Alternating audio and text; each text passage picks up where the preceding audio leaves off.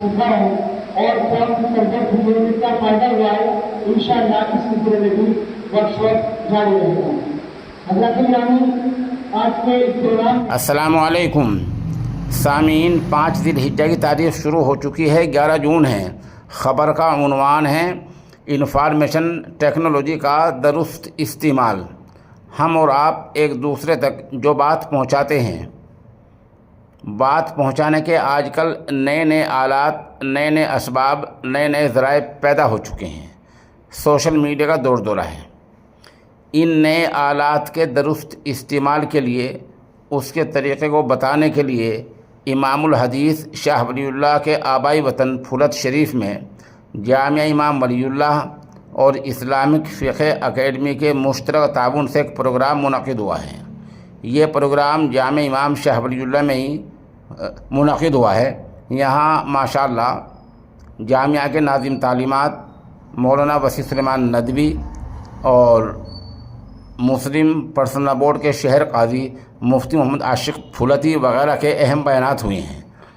پوری خبر ہمیں وہیں سے جناب مفتی عاشق علیہ نے بھیجی ہے، وہ میں آپ کو پڑھ کر سنا دیتا ہوں.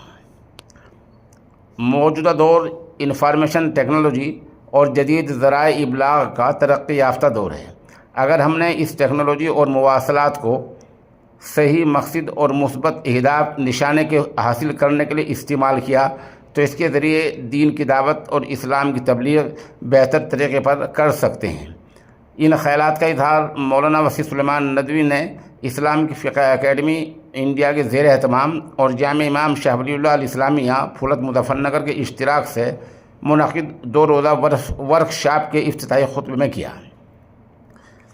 جدید ذرائع ابلاغ کے ذریعے دینی پروگرام، امکانات اور طریقہ کار کے موضوع پر منعقد اس افتتاحی اجلاس میں استقبالیہ کلمات پیش کرتے ہوئے ڈاکٹر صفدر زبیر ندوی نے کہا، اس وقت ہم ان ذرائع ابلاغ کو علم و اطلاع، تعلیم و تدریس اور تدریب و تحقیق کے لیے استعمال کر سکتے ہیں.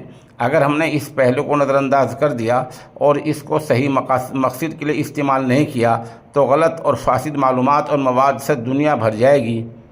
اس موقع پر صدارت خطاب کرتے ہوئے مولانا جمیل احمد قاسمی محتمم مدرسہ شمس العلوم نے علماء کرام کی مختلف الجہات خدمات کو سراہتے ہوئے کہا، علماء نے ہمیشہ عوام اور خواص کی رہنمائی کی اور اس کا حق ادا کیا.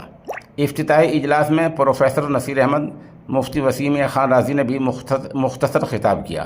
اس موقع پر مولانا محمد طاہر ندوی، مولانا احمد اواہ ندوی، مفتی امتیاز احمد قاسمی، مولانا محمد عمر ناصحی ندوی کے علاوہ اساتذہ جامعہ ہذا اور علاقے کے علماء اور دانشوران نے شرکت کی.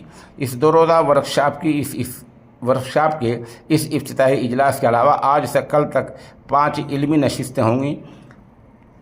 پہلی نشست کا آغاز مولانا محمد جنید کی تلاوت قرآن سے ہوا.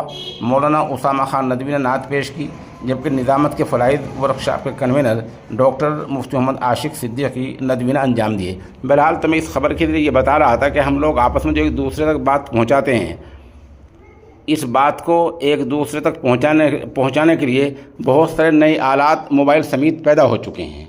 ان کا صحیح استعمال کیسا ہو سکتا ہے، اسی مقصد کے لیے یہ ورکشاپ، یہ پروگرام منعقد ہوا ہے، جو یہ کل بھی چلے گا اور ہم انشاءاللہ اگلی رپورٹ بھی آپ کے سامنے جلدی پیش کریں گے. موقع کی ایک ویڈیو اور چند تصاویر پیش خدمت ہیں.